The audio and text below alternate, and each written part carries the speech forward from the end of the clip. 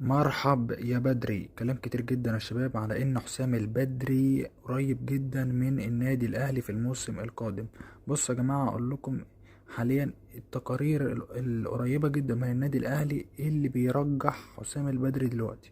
رقم واحد ان النادي الاهلي مش عايز ياخد ريسك جديد في المدرب الاجنبي. رقم اتنين، في احتمالية ان النادي الاهلي يشارك في الكونفدرالية، وعوائد الكونفدرالية مش كبيرة زي دوري أبطال أفريقيا، فمش يعني مش منطقي تروح لمدرب أجنبي بياخد راتب عالي جدا على كونفدرالية.